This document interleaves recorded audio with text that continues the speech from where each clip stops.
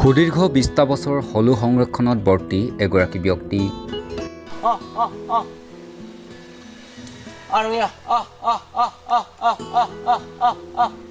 ধৰিত্ৰীৰ বুকুৰ পৰা ক্ৰমাৎ হেৰাই যাব ধৰা হলু বান্দৰ সংৰক্ষণ কৰি এক অনন্য নিদৰ্শন দাঙি ধৰিছে এগৰাকী ব্যক্তিয়ে।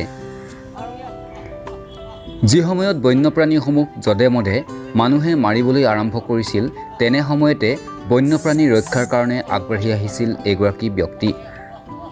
তিনিচুকীয়া জিলাৰ বাৰেকুৰি অঞ্চলৰ দীঘলাকু গাঁৱৰ মোহিত চুতীয়াই বিগত ২০ বছৰ ধৰি একেৰাহে নিজৰ বাৰীখন অৰণ্যৰ দৰে ৰাখি বিলুপ্তপ্ৰায় হলু বান্দৰৰ ৰক্ষণাবেক্ষণ দি আহিছে। ইয়াক মানে পাইছোঁ মই ২০০৫ চনত, খালি তাৰিখটো বিশেষকৈ মনত নাই। তাৰ পৰা মানে মই জীৱনক মানে পালোঁ। এই আমাৰ ইয়াত কালিয়া আৰু ৰঙী বুলি দুটা পাইছিলোঁ।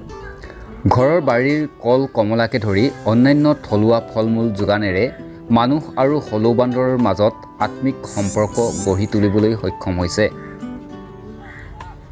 একমাত্ৰ হলু বান্দৰৰ বাবে মোহিত চুতীয়াই নিজৰ বাৰীত সংৰক্ষণ কৰি ৰাখিছে ওখ ওখ বহু মূল্যৱান গছৰ লগতে প্ৰতি বছৰে ৰোপণ কৰি আহিছে বিভিন্ন প্ৰজাতিৰ ফল মূলৰ গছ। মোৰ ইয়াত মানে আম, দাইচালি, লিমতিতা, বৰপাত, মাইফাক, আম গছ আৰু চেলেং, খৰিপান এইবোৰ গছে আছে। মানে আৰু চেৱা গছ আছে, বাঁহ গছ আছে, ৰঘু এইবোৰ গছে আছে। কিছুমান গছৰ ফল খায়, কিছুমান গছৰ কিন্তু আশ্ৰয় ল'বৰ কাৰণে ভাল পায়। সেইটো কাৰণে মানে সিহঁতক প্ৰায় মানে ওখ ডাঙৰ গছ মানে হৈ লাগে, কাৰণ সিহঁতে ইটো গ্ৰুপৰ পৰা ইটো গ্ৰুপলৈ ওপৰত গৈ পিনি হয়তো চিঞৰ দি দিয়ে। সেই চিঞৰটোক মানে এইটো আমাৰ এৰিয়া, আমাৰ ঘৰ, ইয়ালৈ বেলেগ নাহিব, এনেকৈ বুলি মানে এটা সংকেত দিয়ে। বাৰেকুৰি অঞ্চলৰ হলু বান্দৰৰ বিচৰণৰ দৃশ্য উপভোগ কৰিবলৈ আমেৰিকা, জাপান, নেদাৰলেণ্ড, নিউজিলেণ্ড আদি বিভিন্ন দেশৰ পৰা আহে পৰ্যটক। অঞ্চলটোত এতিয়া মুঠ ২১টা হলু বান্দৰে বিচৰণ কৰি দেশী বিদেশী পৰ্যটকৰ আকৰ্ষণ কৰি আহিছে। হলু সংৰক্ষণৰ এই নিদৰ্শনৰ বাবে বাৰেকুৰি অঞ্চললৈ ২০২৪ চনত অসম চৰকাৰে প্ৰদান কৰিছিল অসম গৌৰৱ বঁটা। হলু বান্দৰ সংৰক্ষণ কৰি অঞ্চলটোৱে দেখুৱাই যোৱা এই বিৰল নিদৰ্শন সকলোৰে বাবে পাথেয় হৈ ৰ'ব। বিশ্বৰ বিভিন্ন দেশৰ পৰাই মানে এনেকৈ টুৰিষ্ট হিচাপে বা আহি আছে। যেনেকৈ ধৰ পাকিস্তানৰ বাহিৰে মানে বাকী আন প্ৰায়বোৰ দেশৰ মানে পৰ্যটক আহিছে বুলি পিনে মই ধৰি পাইছোঁ। এনেইতো ফল মূলে খাই মানে ১২ মাহত মানে ১২টা ফল মূলে গছত মানে এই প্ৰকৃতি দিছেই। কিন্তু কেতিয়াবা যদি বাইছে যদি ফল মূল যদি নাপালে মানে সিহঁতে মানে গছৰ পাত বা সৰু সৰু মকৰা এইবোৰ খায়। তাৰ পৰা আৰু প্ৰায় মানে কি হ'ল মানুহে মানে যোগান ধৰাৰ ভিতৰত আমাৰ ঘৰত থকাকেইটাক কিন্তু প্ৰায় কল দিয়াটো হয়। মানে ২৪ ঘণ্টা কল সিহঁতক একবাৰ দিয়া হয়। যিবোৰ নেকি ধৰ এই বন্য প্ৰাণীবোৰ বা চৰাই চিৰিকটিবোৰক মাৰিছে, সিহঁতক কিন্তু মৰাটো মানে মই গ্ৰহণযোগ্য নুবুলোঁ। কাৰণ এই গিবনক মানে প্ৰায় ৰাতিপুৱা টাইমত বেছি ভালকৈ পায়।